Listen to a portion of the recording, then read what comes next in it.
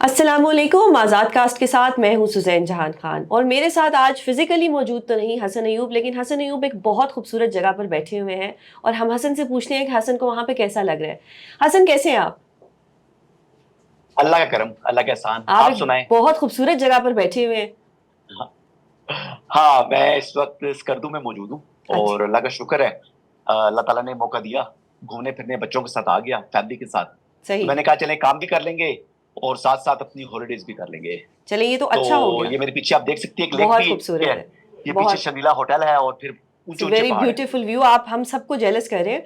हसन, आप तो एक खूबसूरत जगह पर चले गए, लेकिन पीछे इस्लामाबाद में कुछ हो गया। आपको पता ही होगा जी। कि पुलिस ने आज पीटीआई का जो ऑफिस था वहां पे जाके, अब कहा जा रहा है कि दो बहुत बैरिस्टर गौहर और रऊफ हसन साहब को गिरफ्तार कर लिया, जिसमें एक बयानिया ये आया है कि गौहर साहब को गिरफ्तार नहीं किया गया, लेकिन जो रऊफ हसन साहब है उनको गिरफ्तार कर लिया गया।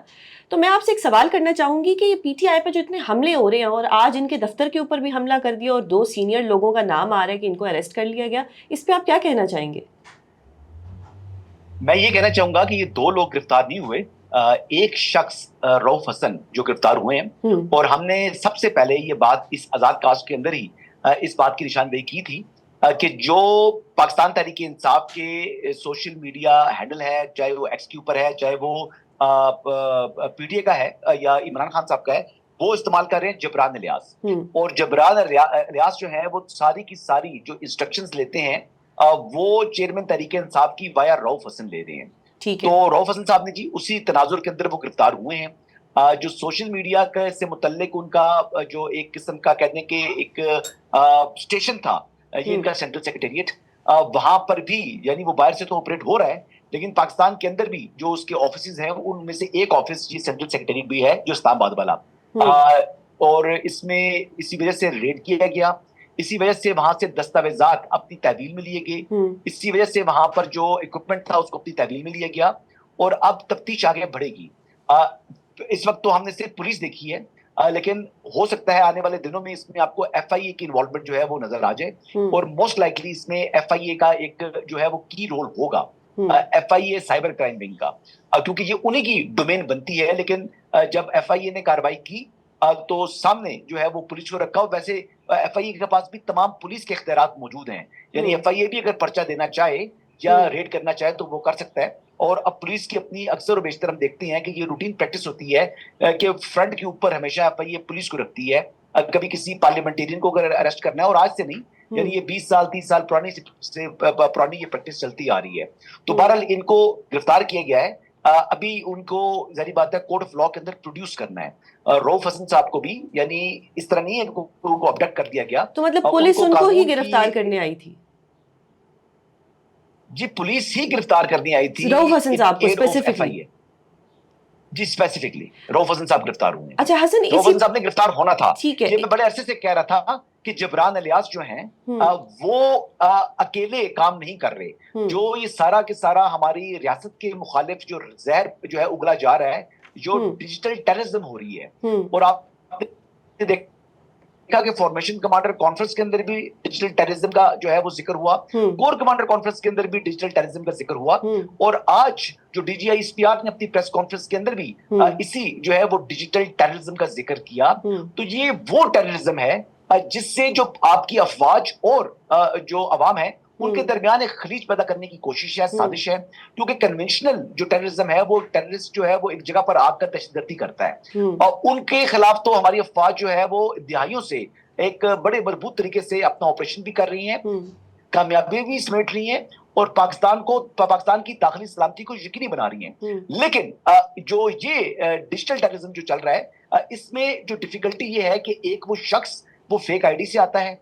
वो फेक आईडी वो कहाँ बैठा हुआ है, वो पाकिस्तान के अंदर है या नहीं है, लेकिन हसन, वो वो तो कोई भी बैरून हो सकता है ना, उसको मुल्क किसी स्पेसिफिकली हम बैठा हुआ है। पीटीआई से कैसे रिलेट कर सकते हैं कि ये पीटीआई का ही बंदा है या ये पीटीआई के कहने पे ही ऐसे बयानात दे रहा है? मैं इसकी इसकी इसकी इसकी इसके इसके ठोस शवाहिद मौजूद हैं। ये हवाई बात नहीं है। ये हम्म। पाकिस्तान तहरीक इंसाफ के कुछ लोग गिरफ्तार हुए हैं जिनकी निशानदेही के ऊपर ही एक्शन हुआ है। अच्छा, ये इस जिनके तरह, अकाउंट्स नहीं थे, कुछ तो ऐसे ये लोग भी आप, गिरफ्तार हुए जिनके अकाउंट्स ही नहीं थे और उन लोगों को भी उठा लिया गया जिनका कुछ लेना देना भी नहीं जी था।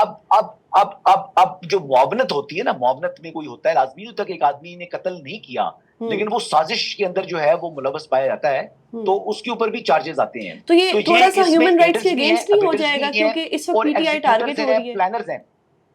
ایک سوال آپ سے کرنا چاہوں گی کہ ڈونٹ یو تھنک کہ اس موقع پر جب ایک دفعہ پی ٹی آئی کا دفتر بند کیا جاتا ہے, اس کو سیل کیا جاتا ہے, پھر وہ ڈی سیل ہوتا ہے, پھر الیکشن سے پہلے کیا کمپلیکیشنز آتی ہیں, لائک بندوں کو اٹھا لیا جاتا ہے, کینڈیڈیٹس کو اٹھا لیا جاتا ہے, بلے کا نشان چھین لیا جاتا ہے, اب ہر طرح سے اٹیک کیا جا رہا ہے. ایک عام پاکستانی کے طور پہ ایک سوال ذہن میں آتا ہے کہ یہ کیوں اتنا زیادہ پی ٹی آئی کو پولیٹیکلی وکٹمائز کیا جا رہا ہے. آپ کی بات ایک طرف درست ہے کہ کوئی بھی چیز جو ریاست مخالف ہوگی یا جو ہماری فوج کے خلاف ایک ہیٹ سپیچ ہوگی اس کو کنڈیم کیا جائے گا, لیکن ایک ہیٹ سپیچ کو اگر دیکھا جائے تو نون لیگ کے ٹائم میں بھی محترمہ مریم نواز صاحبہ نے کچھ ایسی ٹویٹس کی تھیں اور کچھ ایک ایسا نعرہ ہوتا تھا, یہ جو پتہ نہیں گنڈا گردی ہے, اس کے پیچھے دہشت پتہ نہیں وردی ہے, کچھ ایسا ہوتا تھا. تو اس ٹائم یہ ڈیجیٹل دہشت گردی کو ہائی لائٹ کیوں نہیں کیا گیا اسپیسیفکلی جب پی ٹی آئی کا ٹائم آیا, جب خان صاحب کو گرفتار کیا گیا اور ایک بہت زیادہ ایک دنیا نے دیکھا کہ کس طرح سے پاکستان میں جو ہو رہا تھا, اس ٹائم پہ پھر آ کے ایک پارٹی کے پیچھے ایسا ایک بظاہر ایک نظر آتا ہے, شاید میرا ایک غلط آبزرویشن ہو, لیکن بظاہر ایک تاثر یہ جا رہا ہے کہ پی ٹی آئی کو اس وقت پیچھے پڑ گئے ہیں کہ جی کچھ بھی کر کے ہم نے اس پارٹی کو گرانا ہے. تو اس پہ مطلب یہ ایک سوال ہے میرا, اس کو آپ کس طرح سے دیکھیں گے؟ دیکھیں, یہ جو آپ بات کر رہی ہیں یہ سیاسی کور لینے کی کوشش کی جاتی ہے جو ڈیجیٹل ٹیررزم ہو رہا ہے. اب یا تو یہ انہوں نے نہ کیا ہو نا, یا تو اس سے ڈس ایسوسیٹ کریں. اب جو ٹیررزم ہو رہا ہے جو مینلی آپ دیکھ لیں کہ عمران خان کا اپنا جو آفیشیل ٹویٹر ہینڈل یا ان کی اپنی Facebook I D use ہوتی ہے, اسی طریقے سے پی ٹی آئی کا اپنا آفیشیل ایکس ٹویٹر ہینڈل یا پی ٹی آئی کی official Facebook I D استعمال ہو رہی ہے. تو اب چیزیں تو وہ اپنے آفیشیل اکاؤنٹ سے جب کریں گے تو پھر وہ پی ٹی آئی کو ظاہری بات ہے اس کی ہیٹ جو ہے وہ برداشت کرنی ہے نا. اگر میں حسن ایوب کے اپنے ٹویٹر سے ٹویٹ کروں گا تو پھر اس کا کانسیکوینس حسن ایوب نے بھگتنا ہے نا, پھر اس کا کانسیکوینس جو ہے وہ کسی تیسرے شخص کی ذمہ داری تو نہیں بنتی. تو بنیادی بات یہی ہے کہ اگر تحریک انصاف اس سے اظہار لا تعلقی کر رہی تھی جیسے رؤف حسن صاحب وغیرہ نے اسٹیٹمنٹ دیا تھا, تو پھر ایک اپلیکیشن دے دیتے نا, یا پھر عمران خان صاحب سے دستخط کروا کے ہر روز جاتے ہیں اڈیالہ جیل میں ملاقات کرنے کے لیے, جب ملاقات ایک دو دن نہ ہو تو پھر ہائی کورٹ میں ایک درخواست چلی جاتی ہے اور پھر وہ ہائی کورٹ کے جو ہمارے موزز جج صاحب ہیں وہ کہتے ہیں کہ اگر تو آپ ملاقات کرائیں گے تو ویل اینڈ گڈ, یہ آخری موقع ہے, تو نیکسٹ ہیئرنگ پر نہیں تو میں سمن کرنے جا رہا ہوں. تو جب وہ یہ اتنا کر گزرتے ہیں, اتنی ہر جگہ درخواست دے سکتے ہیں, ہائی کورٹس میں ہر وقت نوک کر سکتے ہیں ڈور, تو پھر ایک اپلیکیشن ایکس کو بھی لکھ دیں, ایک اپلیکیشن فیس بک کو بھی لکھ دیں کہ جناب عمران خان صاحب تو جیل میں ہیں, تو یہ تو ہمارا آفیشیل ہینڈل جو ہے وہ مس یوز ہو رہا ہے. تو یہ تو انہوں نے نہیں کیا نا, آج تو ایک مہینے سے اوپر وقت ہو چکا ہے. تو اب جب آئی ڈی آپ کی اپنی تو پھر کانسیکوینس آپ نے ہی فیس کرنا ہے نا. پھر اس میں یہ تو نہیں ہو سکتا کہ آئی ڈی آپ کی ذمہ داری کسی اور کے اوپر لگا دیں. No sorry. لیکن حسن اپنا ایک پوائنٹ آف ویو دینا یا اپنا ایک خبر کسی کو پہنچانا, تو اس میں کوئی ایسی مجھے لگتا ہے کوئی بری بات تو نہیں ہے. خبر ہوتی تو ایک الگ بات ہے. جب آپ ادارے کے اندر آپ یعنی رینک اینڈ فائل کے اندر خلیج پیدا کرنے کی کوشش کریں.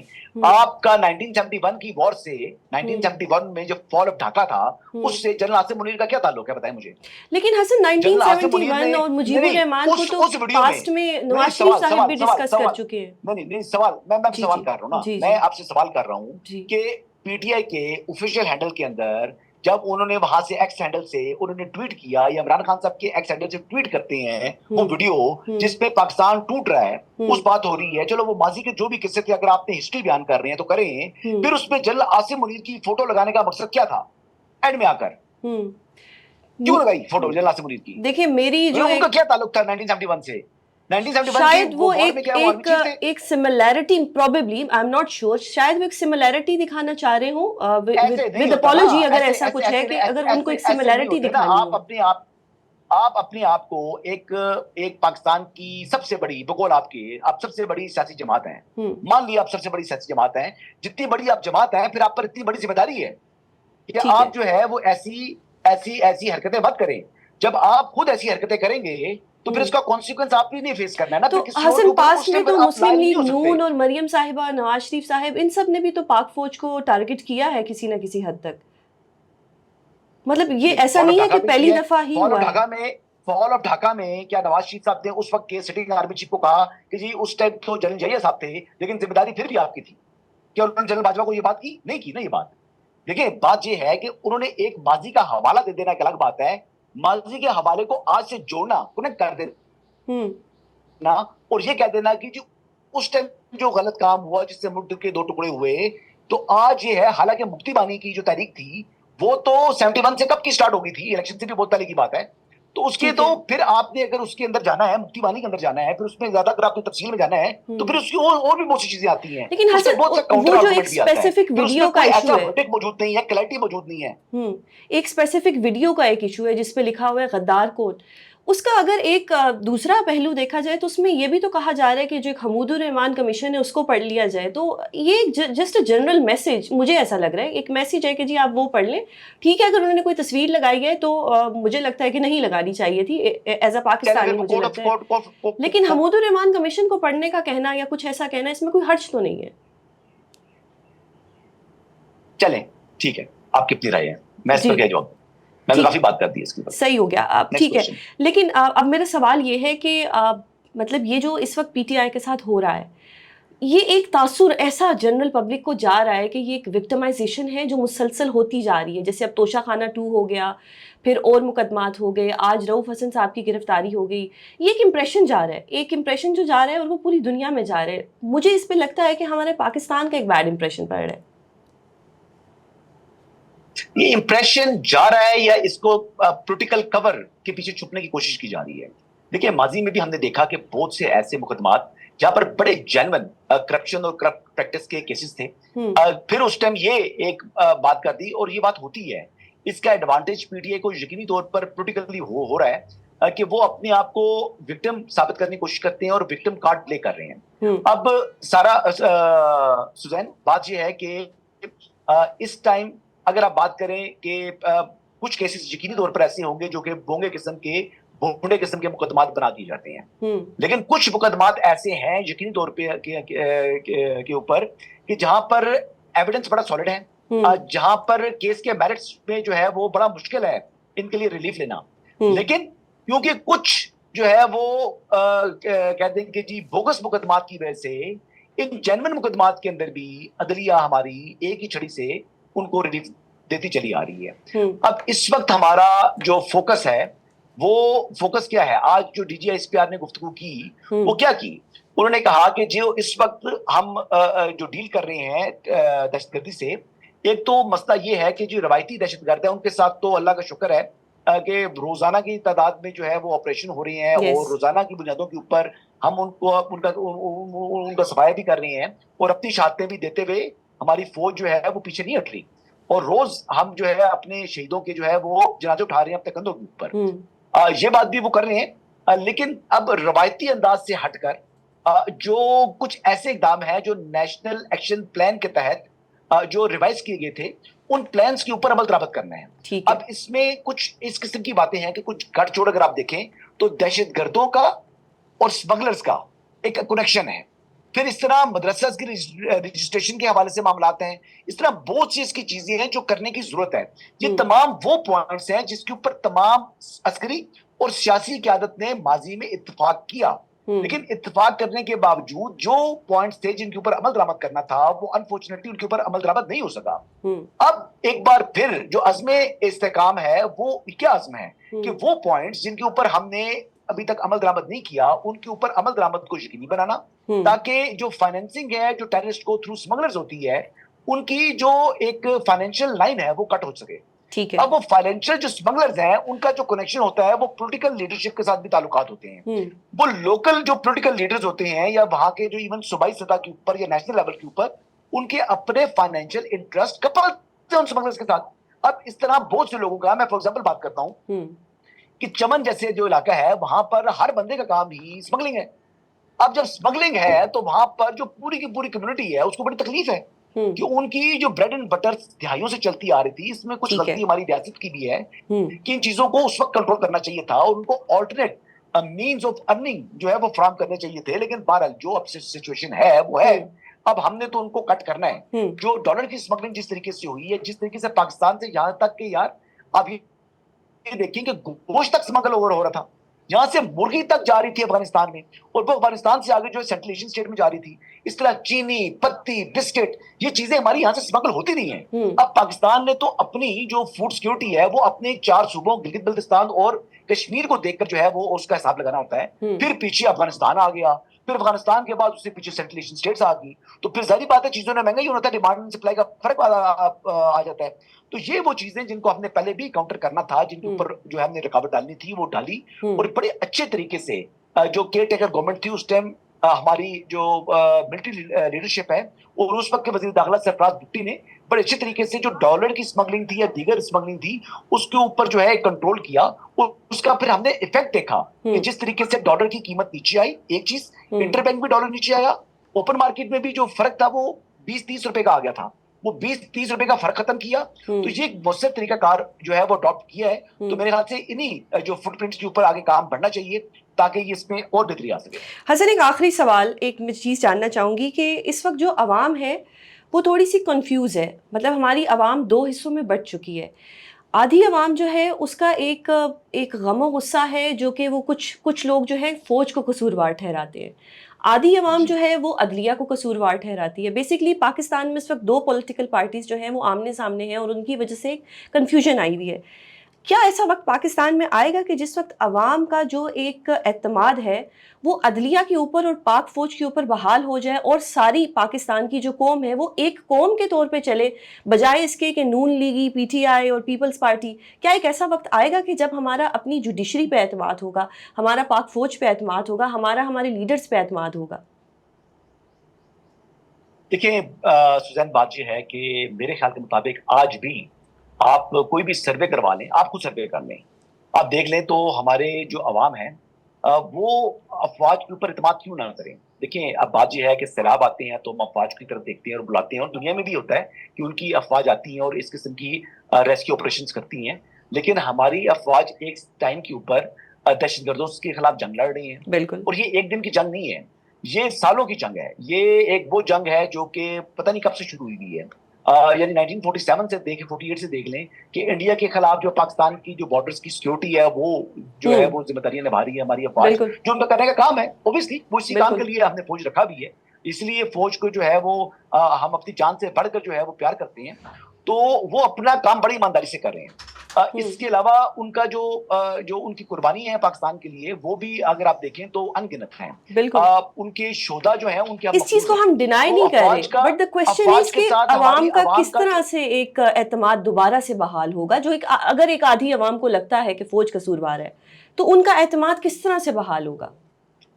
نہیں, آدھی عوام کو نہیں, آدھی کا بھی 1/4 چلے اگر 1% لوگوں کو بھی ایسا لگتا ہے. نہیں 1% نہیں, یعنی آپ یہ دیکھ لیں کہ ملک میں اس ٹائم اگر 15-16% لوگ ایسے ہیں جو بالکل یقینی طور کے اوپر اس ٹائم جو ہے اس بات پر آ گئے ہیں کہ یعنی 85% جو ہے 86% لوگ ابھی افواج کے ساتھ ہیں, 14-15% لوگ جو ہے سپوزٹلی وہ ان کی موجودہ جو پروپیگنڈے کا شکار ہو چکے ہیں. یہی ڈیجیٹل ٹیررزم ہے جنہوں نے 14-15% پاکستانیوں کو اس وقت گمراہ کر دیا ہے کہ وہ جو کہ ہمارے لیے اپنی جانوں کی قربانی دیتے ہیں, جو اس مٹی کے اوپر ہر روز اپنا خون نچھاور کر رہے ہیں, ان کے ساتھ بھی ہمارے دل میں ایک جو ہے وہ میل آ گیا ہے. تو یہی جو ہے ڈیجیٹل ٹیررزم تھا. اسی طریقے سے یہی مائنڈ پروٹ کرنے کی کوشش تھی, یہی سازش تھی, یہی آپریشن گولڈسمتھ 2 ہے. اسی طریقے سے پاکستان کو بدنام بھی کرنے کی کوشش کی جاتی ہے, پاکستان کی افواج کو بھی جو ہے وہ کی جاتی ہے. اور آج D G S P R نے بڑے اچھے طریقے سے بتایا ان ممالک کے اندر جو آپ یہ دیکھ لیں کہ مشرق وسطیٰ کے اندر کہ وہاں پر کیا کیا گیا, وہاں کی افواج کے خلاف جو ہے وہ عوام میں نفرت پیدا کی گئی. اور یہی ایک آلریڈی ٹیسٹڈ فارمولا ہے جس کو ریپروڈیوس کرنے کی کوشش کی گئی پاکستان کے اندر. لیکن اللہ کا شکر ہے ایک تو پاکستانی جو عوام ہے وہ انہوں نے جو ہے وہ اتنے جو ہے سادہ لوگ نہیں ہیں, کسی حد تک وہ اس جو سازش تھی اس کو پھانپ گئے. لیکن کچھ لوگ ایسے ہوتے ہیں کہ جو کہ ظاہری بات ہے کہ سادہ لوگ ہوتے ہیں, وہ کسی جو ہے وہ ٹریپ کے اندر آ جاتے ہیں یا وہ تذبذب کا شکار ہو جاتے ہیں. تو یہی چیز جو ہے اس کو ختم کرنے کے لیے یہ آپ کی ذمہ داری بنتی ہے, یہ میری ذمہ داری بنتی ہے, یہ ہمارے میڈیا انڈسٹری کے اندر دیگر لوگوں کی ذمہ داری بنتی ہے کہ یہ افواج اور عوام کے درمیان جو خلیج پیدا کرنے کی ایک گھرونی سازش ہے, اس سازش کو ناکام ہم نے بنانا ہے. اور اس سازش کو ناکام بنانے کے لیے ہمیں اپنا کردار پلے کرنا ہے, اور ہم نے اسی طرح کے جو ڈیجیٹل فورمز ہیں ان کے اوپر آ کر اپنی افواج کے لیے ان کی قربانیوں کے حوالے سے عوام کو بتانا ہے کہ یہ ہمارے لوگ ہیں. دیکھیے فواد چودھری سے اس دن میں بات کر رہا تھا تو بڑی خوبصورت بات کی. انہوں نے کہا جی کیا آپ دیکھتے ہیں, یا تو آپ کے ملک کے اندر آپ کی فوج ہوگی, آپ کی فوج نہیں ہوگی تو پھر دشمن ملک کی فوج ہوگی. یعنی پاکستان میں آپ کو پاکستان پاک فوج پسند ہے یا آپ کو انڈین فوج پسند ہے؟ اب پاکستان کے اندر آپ کو انڈین فوج تو قابل قبول نہیں ہے نا, تو پھر آپ کو پاک فوج ہی آپ کے لیے جو آپ کی جو ہے وہ سیکورٹی جو تو آپ کو فراہم حسن کرتی پھر ہے, مارشل لاء کی آپ کے طرف لیے جانا آپ کی چاہیے یا کرتے ہیں. نہیں, مارشل لاء لگ جانا چاہیے پھر؟ دیکھیے نہ ایمرجنسی ہے, یہ بے تکی اور من گھڑت جو ہے, یہ قسم کی فضول قسم کے شوریاں اڑائی ہوئی ہیں, یہ فضول قسم کا پروپیگنڈا کیا ہوا ہے کہ جناب مارشل لاء لگنے والا ہے, ایمرجنسی لگنے والی ہے, یہ ہونے والا ہے, وہ ہونے والا ہے. ایسا کچھ بھی نہیں ہونا. میں آپ کو بڑا کلیئرلی کیٹیگوریکلی کہہ رہا ہوں, نہ مارشل لاء کو آپشن ہے نہ ہی ایمرجنسی کو آپشن ہے. اور ہاں یہ بات یقینی طور پر میں بتا سکتا ہوں کہ جس بات کی بیس کے اوپر یہ بات کی جا رہی ہے کہ جی یہ ہو جائے گا, وہ شاید وہ سمجھ رہے ہیں کہ جی وہ مخصوص نشستوں والا فیصلہ آ گیا ہے. تو وہ فیصلہ تو نہ وائٹ ہے نہ بلیک ہے نہ وہ گرے ہے, وہ پتہ نہیں اپنی نوعیت کا عجیب فیصلہ کرتی ہے کہ اپیلز کو مسترد مجھے کر تو بڑا دیا. جسٹیفائڈ فیصلہ لگتا ہے, جب میں نے فیصلہ پڑھا اور میں نے اس میں سب دیکھا تو بڑا جسٹیفائڈ تھا. فیصلہ کیا ہے؟ فیصلہ اپیلز 185 کی مسترد کی, اچھا 187 کو استعمال تو کیا, سواب دیدی جبکہ اختیار ہے آرٹیکل سپریم 51 کورٹ کا میں ٹو پرووائڈ آپ جسٹس. کی آواز آپ میری بات میں بات کریں گی تو میری آواز بھی کٹ جائے گی اور آپ کی بات کریں گے. آپ اپنی بات کر لیں پھر میں بات کرتا ہوں. میں کہنا چاہ رہی ہوں کہ 187 میں مطلب جسٹس پرووائڈ کرنا ہے کہ جو بھی چیز قانون کے مطابق ہو جسٹس پرووائڈ کیا جائے, تو اس کے مطابق تو یہ فیصلہ بالکل صحیح ہے, جسٹیفائڈ ہے. میں بات کر لوں. جی اچھا 187 میں سپریم کورٹ کا محدود اختیار ہے. 184 ریڈ ود 187 میں جب سپریم کورٹ کمپلیٹ جسٹس کرتی ہے تو وہ وہاں کر سکتی ہے جہاں پر جہاں پر آئین واضح نہ ہو, اور ایون کہ جہاں پر قانون کے اندر بھی اگر وہ چیز واضح ہو جائے تو 187 کا استعمال نہیں ہو سکتا. لیکن سپریم کورٹ نے جہاں پر ایون آئین پاکستان کا آرٹیکل 51D بڑا واضح تھا, وہاں پر کمپلیٹ جسٹس کا استعمال کیا, جو کہ بظاہر آئی ریپیٹ اگین بظاہر غیر آئینی اقدام ہے سپریم کورٹ آف پاکستان کا. یہ ان ججز کا اختیار ہی نہیں تھا, یہ آئینی کورٹ ہے, وہ آئین پاکستان کو ری رائٹ نہیں کر سکتے. اس کا مجاز فورم پارلیمنٹ ہے, اور جو یہ کام کر گزرے ہیں یہ کام اس کا اختیار ان کے پاس نہیں تھا, اپنے اختیارات سے تجاوز کیا, تو یہ فیصلہ امپلیمنٹ نہیں ہوگا. ٹھیک ہے, یہ آپ کی رائے ہے حسن. اسی چیز پہ ایک سیٹ بھی پی ٹی آئی کو اب نہیں ملنی. ٹھیک ہے حسن, آپ کی بہت سی باتیں آپ پریڈکشن کرتے ہیں اور وہ رانگ بھی ہو جاتی ہے. اسی بات کو آگے بڑھاتے ہوئے جو ایڈ ہاک ججز ہیں, ایک طرف ہم کہتے ہیں کہ ملک میں مہنگائی بہت ہے, ایک طرف ہم کہتے ہیں کہ ایڈ ہاک ججز لگا دیں. آپ کو پتہ ہے ایک جج کا پر ایئر کتنا زیادہ ایکسپینس ہے, جو نیشنل ایکسچیکر جو عوام کے اوپر بوجھ پڑتا ہے. اگر ہمیں اتنا ہی درد ہے عوام کا, یا ہمیں اتنا ہی ہے کہ ہمیں کوشش کرنی ہے کہ ہمارے کیسز جو ہیں وہ جلدی سماعت ہو جائے, تو پھر جو ججز کے ورکنگ آورز ہیں ان کو بڑھا دیا جائے. ججز کی جو چھٹیاں ہیں اب یہ اگست تک لے کے گئے ہیں, چھٹیوں کا ڈیوریشن کم کر دیا جائے. سپریم کورٹ کو دن کے بجائے رات کو بھی آپریٹو کر دیا جائے. لیکن ایڈ ہاک ججز لگانا اس وقت پر جب ملک پہ آلریڈی اتنے زیادہ IMF کی جیکٹ آپ کہتے ہیں آ چکی ہے, اور اتنے زیادہ بوجھ پڑ چکے ہیں بجلی کی صورت میں, ہڈن ٹیکس کی صورت میں, اس میں ایڈ ہاک ججز بھی آ جائیں گے, اور وہ بھی عوام کے پیسوں میں سے ان کی جو اخراجات ہیں, کیونکہ صرف ججز کے اخراجات, ان کی سیلری نہیں ہوگی, ججز کے ساتھ جو ایک سٹاف آئے گا اس کی بھی سیلری دینی پڑے گی, تو یہ تو کروڑوں میں جائے گی چیز. تو اس مہنگائی کے ٹائم پہ آپ کو لگتا ہے کہ ایک وائس ڈیسیژن تھا, یا اس کے پیچھے بھی کوئی پولیٹیکلی موٹیویٹڈ تھنگ تھی؟ نہ, اس کے پیچھے ایک چیز کی موٹیویشن تو ضرور موجود ہے کہ پینڈنسی جو ہے وہ اس آل ٹائم ہائی, اور تو ورکنگ آورز بڑھا دیے جائیں. جی بالکل بڑھا سکتے ہیں, جی یہ بھی چھٹیاں ختم کر دی جائیں. وہ جو پہلے 1.5 گھنٹہ بیٹھتے ہیں, بریک آتی ہے, بریک ختم کر دی جائے. پھر وہ ٹوٹل 3 گھنٹے کام کرنا ہوتا ہے تو 3 کے بجائے 12 گھنٹے کر دیا جائے. ایک سولوشن تو تھا اس کا. جی تھا, جی بالکل آپ صحیح کہہ رہی ہیں, یہ سولوشن تھا. لیکن نئے ججز ہائر کرنے سے میرے خیال سے پاکستان بینکرپٹ نہیں ہو جائے گا. لیکن پاکستان تو بینکرپٹ ہوا پڑا. آپ ایک غریب انسان سے پوچھیں تو صحیح کہ اس وقت کیا غریب کے اوپر کیا حالات ہیں. یہ ہمارے جو حکمران ہیں ان کی تھوڑی عیاشی کم ہو جائے, ان کے لیے جو ایون گورنر ہاؤس کے اخراجات کم کر لیں یا باقی کر دیں, تو کم از کم یہ 60,000 لوگوں کے جو ہے نا وہ مقدمات 2-3 جج ہائر کر لیں, تو اس سے بڑا فرق آ جائے گا. تو یہ کچھ چیزیں ایسی ہیں, کچھ ہمارے گریڈ 22 والے جو افسران ہیں ग्रेड 21 वाले अफसरान की उमरात थोड़ी कम कर दें, कुछ जजेस की उमरात कम कर दें, कुछ जनरल्स की उमरात कम कर दें, तो ये कम अज कम पेंडेंसी जो कि मुकदमात की खत्म होनी चाहिए, क्योंकि जो आम लैटिगेंट है वो बड़ा सफर कर रहा है। यानी एक आदमी जो है वो दादे ने केस किया होता है और वो पोता की जिंदगी में वो फैसला हो रहा होता है, तो एक जनरेशन दो जनरेशन बीच में गायब हो जाती है। तो ये चीज भी जो है वो जस्टिस इतना डिले जो है वो भी इस जस्टिस डिनाइड, तो मेरे ख्याल के मुताबिक तो वो इतना नहीं होना चाहिए। तो मेरे ख्याल से ये अगर बैकलॉग को खत्म करने के लिए, कुछ मुकदमात को फौरी तौर पर उनका फैसला करने के लिए 2-4 जजेस हायर हो भी जाएं तो कोई फर्क नहीं पड़ेगा। हसन, बहुत शुक्रिया। मुझे ये आपकी लास्ट वाली बात से बिल्कुल इत्तेफाक है, और मैं चाहूँगी कि हम एक दिन एक शो करें जिस पे हम ये जितने भी हमारे पॉलिटिकल लीडर्स हैं या कुछ ऐसे लोग हैं जो इतनी इम्यूनिटीज़ को एंजॉय करते हैं आम इंसान के पैसे के ऊपर, इस पर भी हम डिस्कशन करें। आपके वक्त का बहुत शुक्रिया, आप बहुत प्यारी जगह पर बैठ के इस वक्त एंजॉय करें, and thank you so much, आपने हमें हमारी इन्फॉर्मेशन में इतना इजाफा किया। अल्लाह हाफिज़।